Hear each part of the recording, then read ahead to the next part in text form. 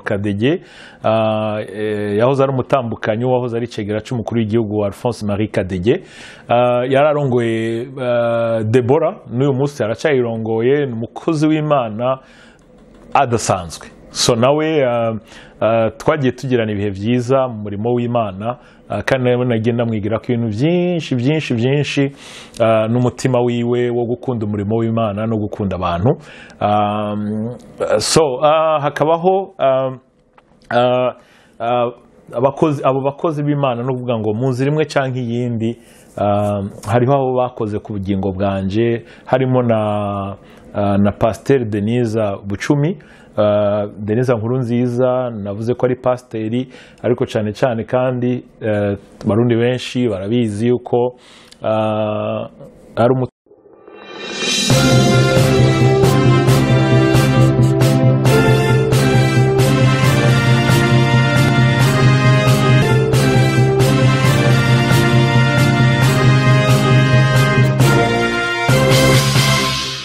nshuti namwe bagenzi, turasiyo kubaha karibu ku kiganiro urugendo ruhire hano kuri Gisha TV. Umengo mu kiganiro cy'umunani nari nababwiye yuko tuzogira ibiganiro 10, ariko kubera ko bigoye abantu turiko turavuga kubavuga mu mwanya mutoya, oriyo ko biba 10 bizoba 11. So ubu rero tugeze ku kiganiro c'10. Ku kiganiro c'10 naringira mvuge kuri ku bantu novuga b'abakozi b'Imana bafise ibintu byinshi. Abakozi b'Imana bobo imyaka yanje myinshi y'ubuzima nabigiye ko byinshi kuva muri 98 mbere washaka 92 ukacuza ayandi mateka kuva muri 98, kuko urumvaho hagati ya 92 na 98 iyo nindi ntahe hariho imyaka 6 yo gusubira inyuma, ivyo bita kugwa kuko nari narasubiye inyuma. Ariko 92 ndi kuri Atene secondaire niho nahaye ubuzima bwanje pour la première fois Yesu ngo mbere umwami n'umucunguzi mu bugingo. Hari muri Eglise Vivante, sinzopfa naragibagiye iryo joro. Pasteur David Ndaruhutse apotre ariko arigisha, amateka yanje arahinduka uwo munsi, ibintu biraryoha. Mugabo mu nyuma naragiye kwiga Muramvya muri za 93, kubera ko hano niga kuri ise Muramvya nta eglise yari hafi yo kwishure cyane, isubira muri Gatolika, nibera mu Gatolika mwiza, nkaza ndaja hano bita mu Biganda kunwa impeke basi. Noneho iby'agakiza biba bisubiye inyuma gutyo, ariko Yesu aza kugira ubuntu muri 98 nza gusubira guhaguruka, noneho ntagisubira inyuma. So kuva rero muri 98 abakozi b'Imana bakoze ku bugingo bwanje ni benshi cyane, nigiye ku ibintu byinshi, mugabo ndacagura ndavugamo bakeya kuko sino bavuga bose ngo ndabarangize. Ariko of course uwa mbere ni Pasteur Mutokambari. Pasteur Mutokambari ni yari umupastori wanje yankujije mu murimo w'Imana. Hariho Pasteur Ndikunyiko nawe fisemwo ingene somehow yakoze ku bugingo bwanje, yongera hindura ubugingo bwanje, acaba actually my role model, no kuvuga ngo ni umuntu ndabirako. Pasteur Mutokambari, Pasteur Ndikunyiko, uko umukozi w'Imana ategezwa kwitwara nuko ategezwa kubaho. Pasteur Ndikunyiko akaba ari umupastori, navuze Pasteur Abdenego w'Ikiremba, umupastori atazwi cyane, nibaza ko bamuzara ab'Ikiremba gusa no muri Minevamo, ariko Yesu yaraduhuje umutima wiwe. Kumwe bavuga ngo umutima wa Dawudi na Yonatani bifatana karamata. Arashobora kuba atavye yarazi, kandi urumva aca imyaka myinshi tutanabona na Pasteur Abdenego, mugabo niwe mupastori nahora nibagiraho ndi hose. Nta kintu na kimwe do special yakoze, nta modokari yanguriye, nta mafaranga yampaye, ariko ikigori twasangiye kunjana muri muka patisserie cyangwa restaurant Ikiremba kuri centre, kuja kungurira amata y'ikivuguto, amata y'imfyufyu, omelette na sandwich.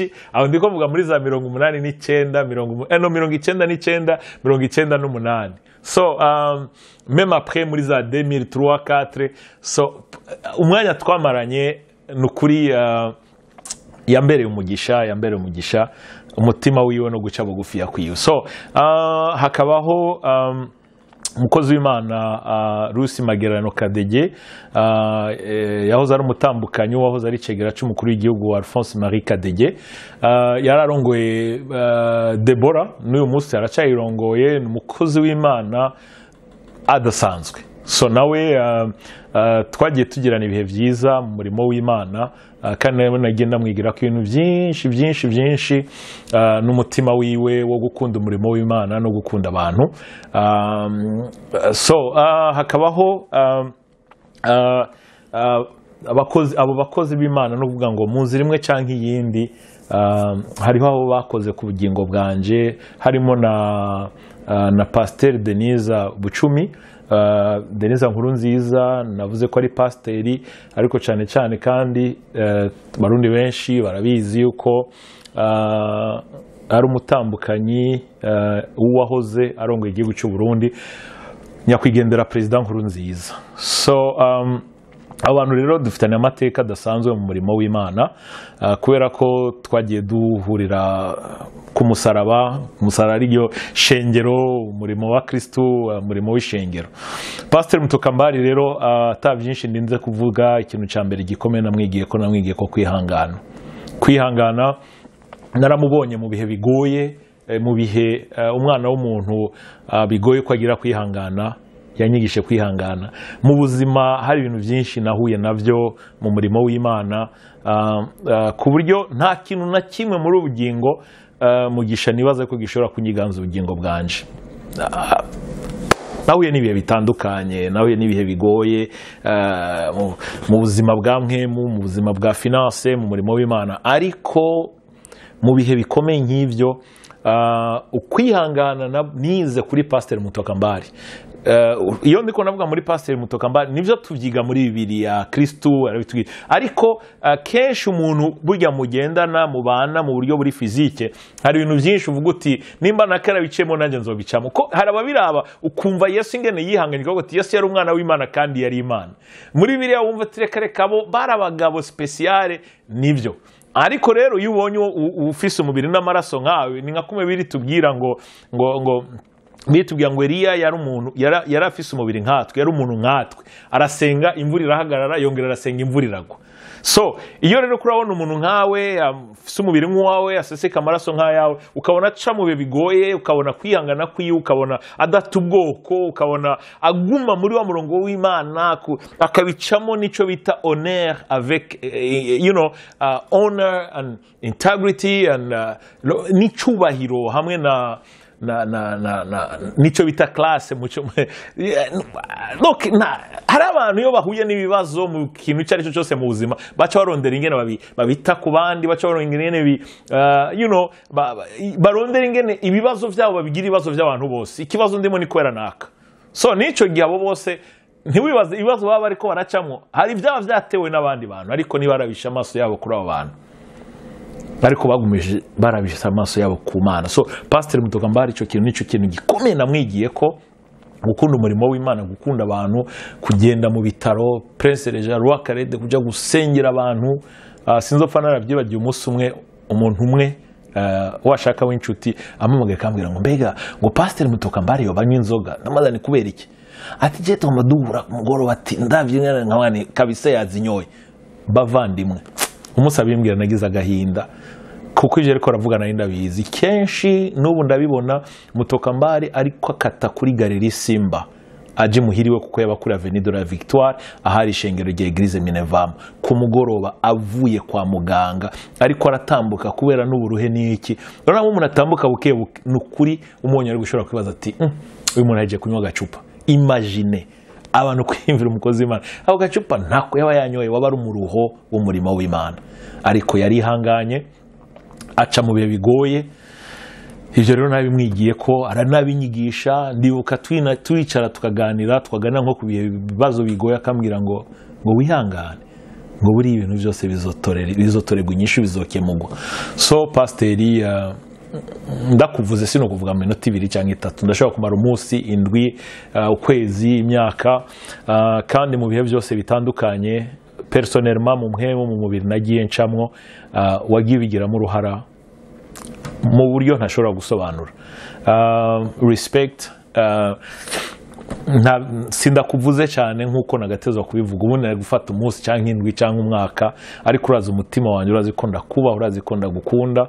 Tumaze iminsi tutavugana, tumaze igihe tutabonana, ariko aho ndi hose Eglise muri Canada barabizi yuko sinshobora kumarangira ngo ukwezi ntakuvuze, barabizi. So kuko waranyigishije kwihangana icyo ari cyo, unyigisha gukunda umurimo w'Imana no gukorera Imana. So ivyo rero biri muri bimwe nakundiye pasteri wanje, pasteri yankujije agasengera ubukwe bwanje, agahezagira umurimo wa Transformation Church utangura i Burundi igihe cyose wamye uri mu ruhande rwanje no mu bihe bitandukanye, ntarinze kujya mu madetaye. So kandi ibyo babikora ku bw'umurimo w'Imana n'icyubahiro cy'Imana. Icyo rero ni ikintu kimwe kuri Pasiteri Mutokambari. Pasiteri Abdenego namuvuze, nagiye kenshi maze gukunda umurimo w'Imana, naragira ubuntu n'Imana wo gushobora kugenda mu ntara zitandukanye, i Bururi, kureba amashengero iwacu muri Eglise Minerva icyo gihe, Makamba aho bita ku Murenge, za Gitega ariya za Giheta n'ahandi. Ariko igihe cyose nashitse kwa Pasiteri Abdenego, nashitse Ikiremba, oh my God, cyari igihe cyiza cyane. Pasiteri Abdenego yarakuze afise n'abana tungana, umugabo ingene yafata, nari muto ngana n'abavyaye, ariko he was like a friend, yari umugenzi, tukicara tukaganira. Ndibuka ariko arantwenga, turi muri restaurant, bakangaburira, ashaka kungaburira kugira umuvyeyi wese agaburira umwana wiwe imireti biki, nkamubwira ni Pastor wakoze cyane sindenza ngaha, akacambwira akacantwenga ngo fisa kaestoma nk'inkoko.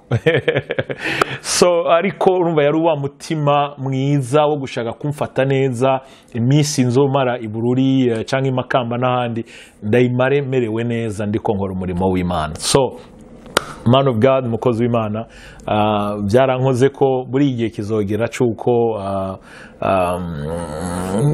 tuganira, umuntu akavuga ati warakoze amaso mu yandi. Pasiteri Ndikunkiko ntiyari pasiteri wanje. Pasiteri Ndikunkiko n'umunyacubahiro, n'umupasiteri ukomeye muri Panekote ufise amateka, hafi imyaka 50 cyangwa ishoboye kubirenga ari mu murimo w'Imana. Pasiteri Ndikunkiko ni umuntu arongoye ishengero rimwe abantu barengeye hafi 100. Iyo mvuze 100 ni kuvuga ngo barambwiye ko abakristo babatijwe bakirijwe mu ishengero rye muri Panekote Ikiremba bararenga 100.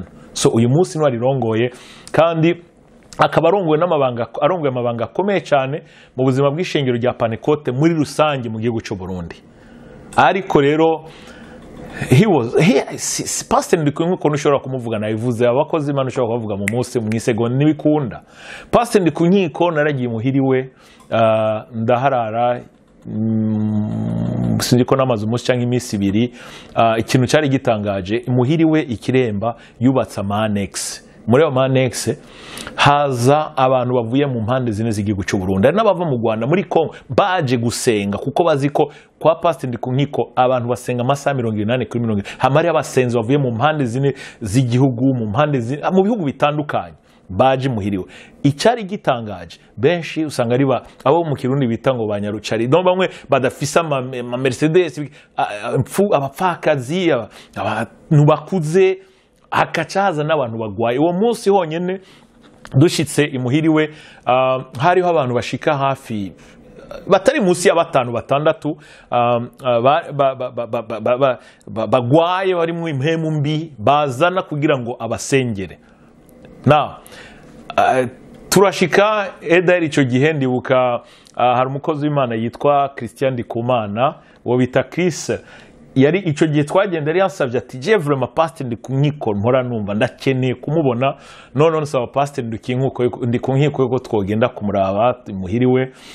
Turagenda tumura aho nasimvye, kuko inkuru yaje nawe itangura mu 2000 igihe ansengera ngiye mu kwiga ishuri rya Bibiliya mu gihugu cy'u Bugande.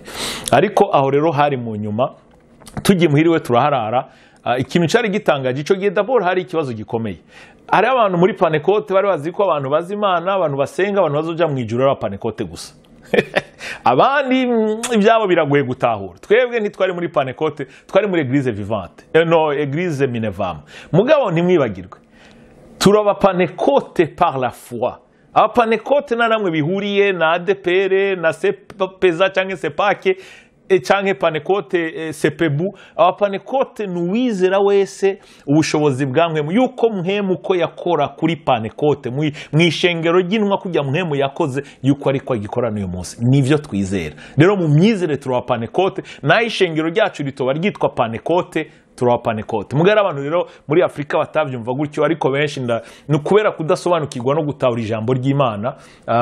So ico rero cyari ikibazo gikomeye kuryo bumva yuko umengo umupanecote nuri muri Sepebu canke muri ADPR mu Rwanda canke muri CPEZA canke Sepake muri za Kongo n'ahandi. Ariko mu bisanzwe siko biri, kuko ijambo ry'Imana bitubwira. Washaka muri Bibiliya nta namwe izo za Sepebu za Sepake za Minevamu zanditswe. So ico rero cyari ikintu gikomeye, cyari giye kigoye, kubera ko urumva twige turaje turi ku murongozi mu barongozi ba mbere bakomeye mu ishengero rya Panecote rifise ibihumbi n'ibihumbi by'abantu, amashengero manini mu gihugu n'ubutunzi butagira uko bungana. Acaza ubujene buvuye mu ishengero rya Minevamu, boom, kwa Pastor Ndikunkiko. Noneho sinzovyibagira, ku mugoroba araza arashika, amaze gushika ico yakoze yaragiye, nibaza yuko yagiye afata dushe, yambara pinjama, hanyuma caraduhamagara tuja muri salon tutazi igituma. Noneho dusite muri salon dutangura kuganira ijambo ry'Imana, atangura kuvuga ijambo ry'Imana. Arangije kuvuga ijambo ry'Imana caririmba indirimbo imwe mu ndirimbo nkuru bwa Ntundengane mukizawe uvukonganya. Uretse ko aho twahinde tubati umva uko nsenga, arayiririmba Yesu mukiza wanje umvuko nsenga, ahugendera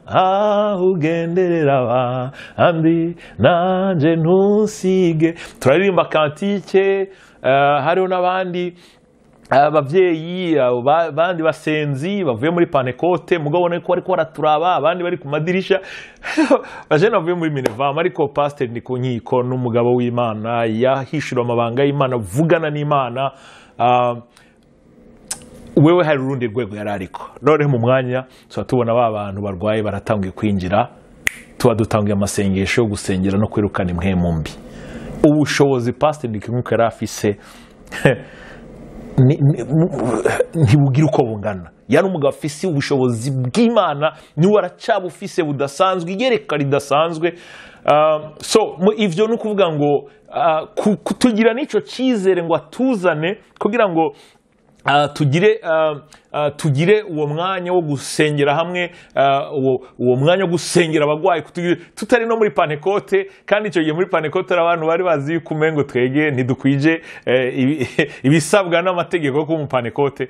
Ico cerekana umutima wiwe naho yarageza kuraba umurimo gukora umurimo w'Imana. Ikinatangaje ntazopfa naribagiwe nuko muri iryo joro nyene Imana yamishuriye biciye mu buryo bw'indoto. Imana irambwira ikintu, imaze kukimbwira mu gitondo tugira dusezerane, ndamubwira ico Imana yambwiye. Mmejeje kukimubwira, ubwo nyene acashima Imana kuko yasanze ico ndamubwiye ari exact, ariko ibintu byari biri. So Imana iratangaje, sininda kuja mu madetaye, ariko nuko Imana yarampishuye yuko hari ahantu agira aje, mugabo ibintu bitaza kugenda nk'uko kumbure vyatezwa kugenda. Ndabimubwiye uko Imana yabimbwiye, carambwira ati urakoze cyane ko ndatahuye ico Imana ivuze, ko yarafise umugambi wo kuja ahantu. So muje no muri Minevamu, Imana iramuhishuriye kugira abwire je no mwita igitangaza, umukozi w'Imana w'igitangaza. So Imana yacu iravuga abavandimwe, Imana yacu iravuga kandi Imana yacu irakora. So rero ico gihe twagize ibihe vyiza. Ikintu gikomeye ngaho gihari cyo kwiga, nabo bantu bazovuye mu mpande zine, bakarya bakanwa amata ariho inka, kabagaburira, bakamara iminsi bari ngaho bariko barasenga barondera mu nyonga z'Imana. Ariko na cyane cyane umugabo w'Imana arongoye iryo shingiro ryaciyemo abantu barenga hafi 100,000 aciye bugufiya mu buryo nashobora gusobanurira.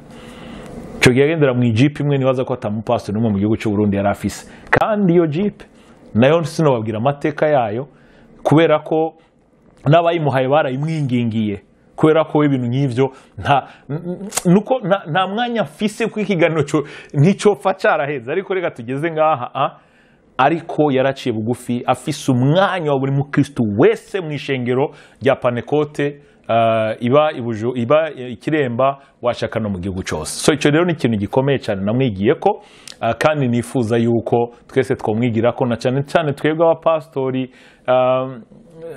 ibyo no kwita aba new generation nouvelle generation yaho Imana guhezagira amara kugira abakristo 500 wagura akamodokari keza n'abakristo baza kukuraba rendez-vous mu kwezi rendez-vous muri 2 mois muri 3 mois bavandimwe umukristo ararwaye umukristo akeneye umwongere none niyarindira ukwezi nazo yarapfuye ni nk'umugwayi agenda kwa muganga muri urgence bacambwira ati genda uzogaruka après 1 mois uyu munsi raba pastori nkanje babikora ariko ico no babwira abavandimwe we need to be very very careful. I respect you ndabubaha ndazi ko muri busy mugani waze ko mutari busy gusomba umukozi w'Imana ndi ku nkiko n'abandi bakozi b'Imana nzi bafise umwanya w'intama. Yesu yari afise umwanya w'intama zose. Of course simvuze ko igihe cyose bazoba vogera buri muntu wese afise utubazo acaza yirukanka ariko ico nshatse kuvuga gusa nitwisuzume turabe yuko tubikora ku bw'icubahiro c'Imana kubera ubwirasi kugira twerekane ko turi très important.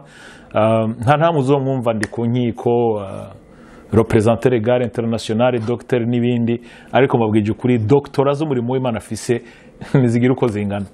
So majambo make byari ivyo kandi ikindi naco narabibabwiye yuko mu 2000 ni nabwo bwa mbere twari duye amaso mu yandi itariki 16 nimba nihenze z'ukwa mbere ndiko nditegura itariki 17 kugira mfata urugendo ngiye kwiga ishure ry'ijambo ry'Imana mu gihugu cy'u Bugande ahantu narindi baramubwira ati hari umuvandimwe ariko yitegura ejo mu gitondo azogenda acarantumako arampanura ambwira ubushobozi bw'amasengesho ambwira nawo umukozi w'Imana yamwigishije ubwo bushobozi bw'amasengesho bari mu Bubirigi ambwira amateka y'umurimo w'Imana ingene yakoreye Imana ingene bitari vyoroshe ingene sarere bamuha muri eglise yashobora kugaburira umuryango mugabo ibijanye n'amashure y'abana bidashoboka ariko hageze kuri amashure Imana ikamarukana umarayika kaza kare amashure y'abana. Abakozi Imana muratahura kuko twese aho twarahaciye turahaca nico gituma mpora saba abakozi b'Imana twege Imana kwitugira neza uyu munsi abakristo yuko natwe tuhaguruka tugafasha abandi kuko abakozi b'Imana baca mu bihe bitandukanye mu bihe bigoye. So mu majambo makeya nivyo umukozi w'Imana namwigiye ko ikindi nari navuze umukozi w'Imana Rusi Kadege Rusi Magerano urongoye Debora ikintu cya mbere namwigiye ko n'ubushizi bw'amanga gukunda umurimo w'Imana gushigikira umurimo w'Imana guhagararira umurimo w'Imana mu bihe bigoye twagiye ducamo mu gihugu cy'u Burundi. Debora irongowe n'uwo muvyeyi yarahagaze turasenga dusengera igihugu izana abakozi b'Imana bavuye mu gihugu cy'u Rwanda bavuye ahandi kuri province buri munsi bari mu masengesho yo gusengera igihugu cy'u Burundi agatumira abapastori batandukanye kugira ngo baze kurongora abantu mu gusenga no gusengera igihugu cy'u Burundi bikorane muri stade ivyo byose ashizemo amanga koresha uburyo bwiwe kandi yaciye bugufiya n'igihe umugabo we yari icegera cy'umukuru w'igihugu ntiyigeze ahinduka yamye ari wa undi nyene yama mu bikorane wa undi nyene yama ariko asengera igihugu yama ariko arondera mu nyonga z'Imana yama ariko ahuza abantu kugira ngo binginge barondere mu nyonga z'Imana kugira ngo Imana izigire igihugu cyacu igihindure igikize ikitwubakire. So ni ibintu byinshi twaragiranye yarantumiye kenshi kugira ngo ngende nanje mfashanye nabo mu buryo bw'amasengesho gusobanura haje abakozi b'Imana batandukanye kurongora ibikorwa. So Imana yaramukoresheje Imana yamukoresheje mu buryo budasanzwe Imana yamukoresheje nta kintu kindi novuga uretse kumusabira umugisha w'Imana n'aba bandi bakozi b'Imana batandukanye, yuko Imana yabandanye ikabagira neza, ikatugira neza, kugira ngo tubandanye muri iryo yerekwa ryo kwinginga, ryo gusenga, twisengera, twubaka umurimo w'Imana, kugira ngo Imana nayo ibandanye yubake igihugu cyacu. Asigaye Imana ibahezagire, yongere ihezagire igihugu cyacu.